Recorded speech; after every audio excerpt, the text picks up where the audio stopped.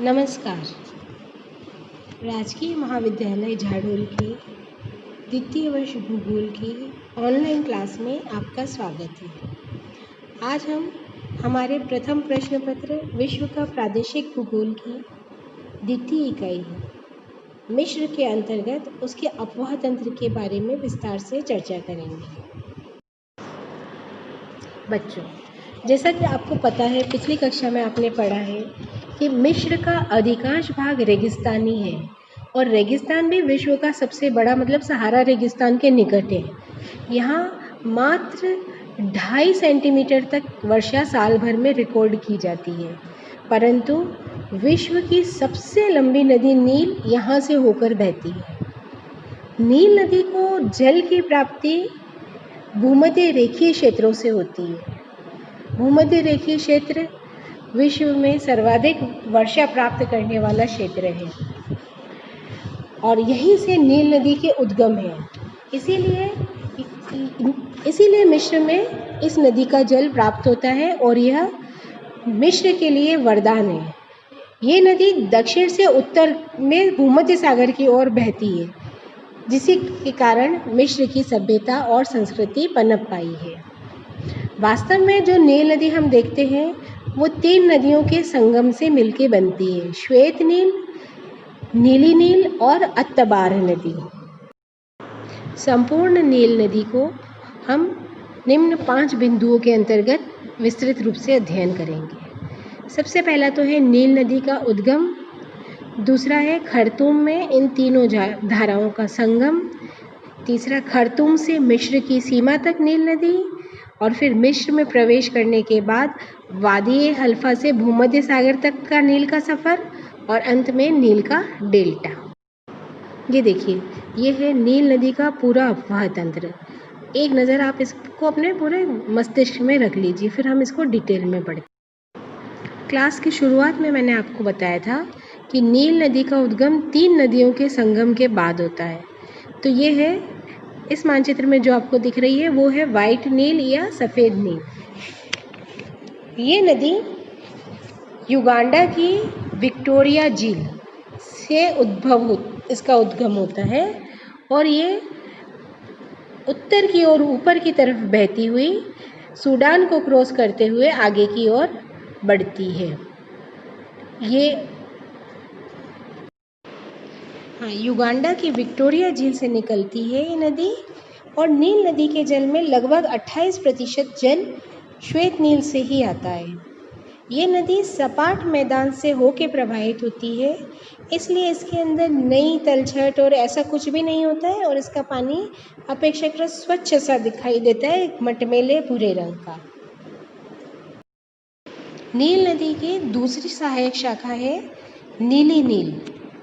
ये मानचित्र में आप देख रहे हैं कि इसका जो उद्गम है ये इथोपिया की ताना झील से हो रहा है और ये पहले दक्षिण की ओर बहती है, वहाँ से फिर पश्चिम की ओर मुड़ जाती है और फिर पुनः उत्तर की ओर बहने लगती है। नीली नील जो है ये तेज़ ढाल और तेज़ बहाव वाले क्षेत्रों से होकर बहती है, इसलिए इसके अंदर तलछट बहुत अधिक मात्रा में होता है। फिर ये नदी आगे जाके सफ़ेद व्हील के साथ मिल जाती है और नील नदी में इसमें 58% तक जल का योगदान रहता है, क्योंकि इथोपिया के पठारों में भूमध्य रेखीय क्षेत्र होने के कारण बहुत अधिक बारिश होती है। सफ़ेद नील और ब्लू नील के अलावा एक और नदी है अतबार नदी। ये नदी भी इथोपिया से निकलती है और नील नदी में लगभग 14% तक अपने जल का योगदान करती है। तो इस तरह से आप देखिए कि ये तीनों शाखाएं सफ़ेद नील, नीली नील और अतबार नदी, ये तीनों निकलकर दक्षिण से उत्तर की ओर प्रवाहित होते होते सूडान के लगभग बीच में स्थित खर्तूम नामक शहर के निकट आपस में मिल जाती है और यहाँ से अब ये उत्तर की तरफ बहना शुरू कर देती है। खर्तूम में जब ये तीनों शाखाएं आपस में मिल जाती है तो यहाँ से ये नदी उत्तर की ओर बढ़ना शुरू हो जाती है। यहाँ से ये सूडान और मिस्र की सीमा पर स्थित वादी हल्फा तक लगभग 1496 किलोमीटर लंबी है। आरंभ में खर्तूम से आगे ये 80 किलोमीटर का जो क्षेत्र है वो बहुत ही सकड़ा पहाड़ी मार्ग है और यहाँ पे ये नदी बहुत ही तंग रास्ते से होकर बहती है। बार बर नामक स्थान पर यह नदी अंग्रेजी के एस अक्षर के आकार में मुड़ जाती है। इस मोड़ का जो अंतिम भाग है वहाँ दुन खुलाह से नदी का मार्ग वापस उत्तर की ओर हो जाता है और यह नदी द्वितीय झाल यानी कि वादी हल्फा पर पहुँच जाती है। अब वादी हल्फा से ये नदी मिस्र में प्रवेश करती है। यहाँ से काहिरा तक समतल तल में बहती है और बालू के पत्थर को काटती रहती है। इसकी जो लंबाई है काहिरा तक वो लगभग 1126 किलोमीटर है और ढाल 1:14 के करीब है। शुरुआत में 402 किलोमीटर तक ये नदी बालू पत्थर के भाग में होकर सिर्फ 3 किलोमीटर चौड़ी सकड़ी घाटी से होकर बहती है।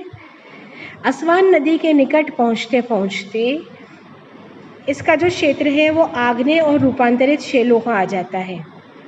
यहाँ से ये नदी उत्तर की ओर मुड़कर कैरो या काहिरा तक 804 किलोमीटर लंबे समतल चूने के पठारी भागों से होकर बहती है।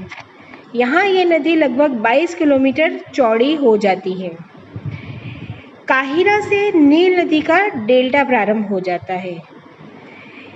इस वादी हल्फा से जो काहिरा तक का क्षेत्र है इसके पश्चिम का जो क्षेत्र है वो ज़्यादा उपजाऊ माना जाता है। यहाँ पर ज़्यादा उपजाऊ माना जाता है। काहिरा से आगे नील नदी का डेल्टा प्रारंभ हो जाता है। ये डेल्टा न केवल अफ्रीका का बल्कि पूरे विश्व का सबसे अधिक उपजाऊ डेल्टा में से एक है। ये डेल्टा समुद्र तट से 160 किलोमीटर उत्तर दक्षिण दिशा में तथा 241 किलोमीटर पूर्व पश्चिम दिशा में फैला हुआ है। ये लगभग 260 किलोमीटर लंबा डेल्टा है और इस डेल्टा की लगभग 7 शाखाओं में विभाजित हो जाया करता था, परंतु अब नील नदी के अवसादों के कारण इसकी अधिकांश शाखाएं पाट दी गई हैं, उनमें मलबा जमा हो गया है। 2 शाखाएं स्पष्टतः दिखाई देती है। इसमें जो पश्चिमी शाखा है उसे रोजेटा शाखा के नाम से जाना जाता है और जो पूर्वी शाखा है उसे दमिता शाखा कहा जाता है। इस डेल्टा प्रदेश में कई तरह की खारे पानी की झीलें भी पाई जाती हैं। तो ये था हमारा नील नदी का अपवाह तंत्र।